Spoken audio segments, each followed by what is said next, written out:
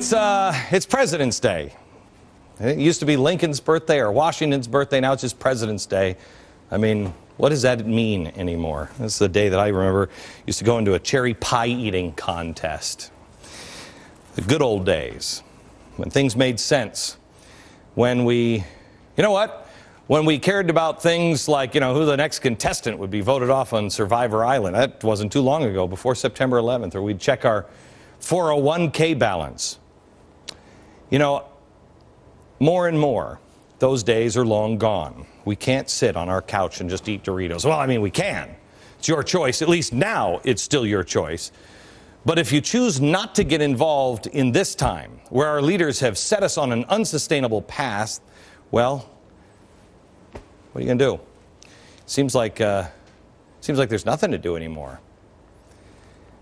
That's why we have to look at what the founders have said. Our founders have said this: if you love wealth better than liberty, the tranquility of servitude than the animating contest of freedom, go with us in peace. We ask not your counsels or arms. Crouch down, lick the hands which feed you. May your chains sit lightly upon you, and may posterity forget that you are our countrymen. Too many ye's in that for me. Where's my little pointer? Can you bring that screen back to the first one, please? Bring it back to the first part where Adam says this. Basically, this is what he's saying. If you love wealth better than liberty, so in other words, you want somebody to bail you out because you're afraid you're not going to have any money, you're going to be a slave to somebody else. The tranquility of servitude than the animating contest of freedom. So in other words, you want to work in a government job where you're never going to get fired. You're never going to get fired. Because you're too afraid of the animating contest of freedom. Going out there and doing it, man. Well, go from us in peace. That was our founders. Well, do you want freedom? Because if you want freedom, you have to have freedom to fail. You want the government to take care of you. A lot of Americans in the last 100 years have been saying, yeah, I really kind of want a more safety net. I'd like more and more and more, bigger and bigger and bigger government. When people said change last election, that's been interpreted as bigger and bigger government. But I don't think that's what America meant. I think America actually meant this. I think America was talking about jobs. I want jobs. I want jobs. I need a job. Can you just get out of the way so we can have some jobs?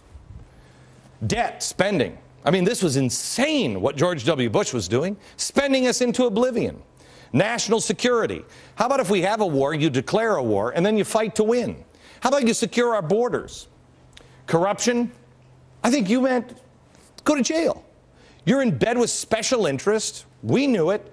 Get out of special interest. And if you didn't pay your taxes or you did something wrong, you go to jail. I don't care who you are.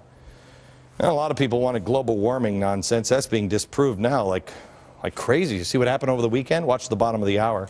But some people wanted global warming and wanted us out of oil and everything else for global warming. The rest of us wanted us out of the Middle East, use our own energy. Okay, that's what we wanted, right? This is what George Bush, when Barack Obama was elected, this is how bad the Republicans had. I mean, they had a crack at it. What did we get? George Bush in his last year lost 3 million jobs. 3 million jobs. Debt, spending. How about $4.9 trillion? $4.9 trillion. When he took office, the debt was at 5.7. 4.9. They'll blame it on the wars. Really? Yeah, how about, do I need to say, bridge to nowhere? He increased discretionary spending almost 50%. Fiscal year 2004 and fiscal year 2000. President Clinton's last full fiscal year, he almost spent double than President Clinton.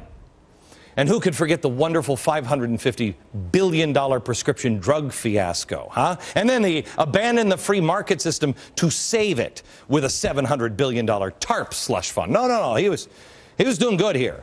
National security, oh, that was great. That was great. We have a war, but for a while there, we weren't fighting to win. And the border, that was just left wide open. Corruption, lots of it. Let's see, we had Jack Abramoff. He was sentenced for fraud.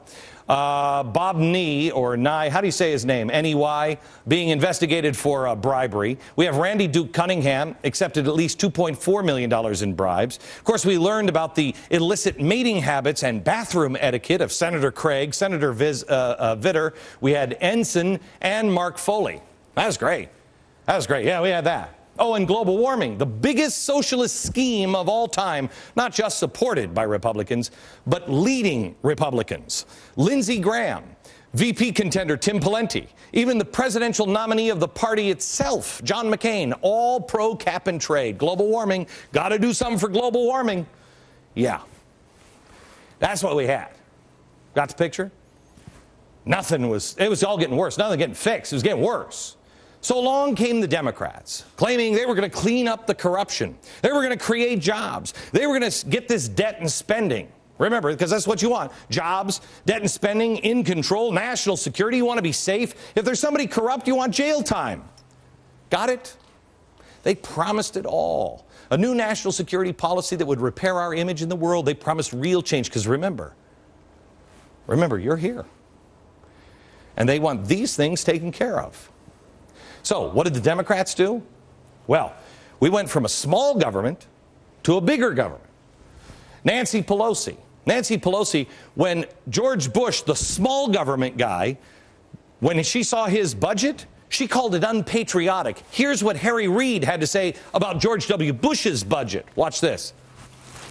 The deterioration of the federal government's finances is the direct result of the misguided priorities of this administration and this rubber-stamping Republican Congress. These deficits have resulted in an unprecedented and dangerous borrowing spree.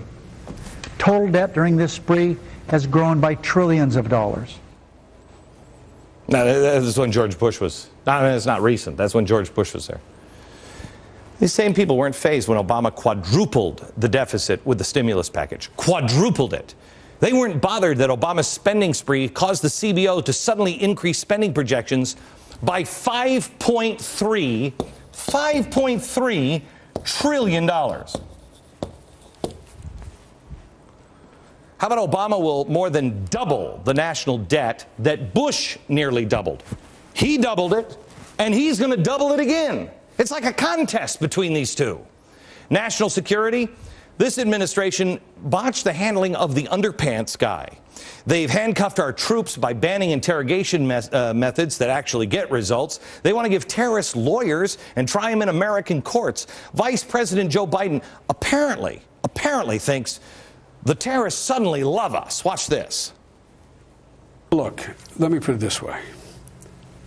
The idea of there being a massive attack in the United States like 9/11 is unlikely, in my view. Hope you're right. Then we have this. We got a president. Here's the emperor of Japan, and here's the mayor of Tampa. He bows to everybody. Then he does this. He gets books from dictators. I love this. He just wants to have a normal conversation with the people. So he takes this book. This is an anti-American book, rocketed to #1 after this. Oh, thank you so much for the book. I'll read it. Then he also wants to have tea with this guy. Yeah, Iranian President Mahmoud Ahmadinejad. This guy's a 12er. Not a 912er. A 12er. You know, you got the media going after the 912ers. Yeah, because they're crazy. They're dangerous. Not this 12er. A 12er in the Middle East means that you're looking for the 12th Imam. It's a radical 12er. They were so radical, they were banned by the Ayatollah Khomeini for being cuckoo. They believe in order to hasten the return of the promised one, the Mahdi, basically this guy's version of Jesus, you need to cause global chaos, because only in global chaos will the Mahdi come. So they believe that by blowing stuff up and starting wars and having global bloodshed, the promised one will come sooner. Oh, yeah. Let's have tea. Then we go to corruption.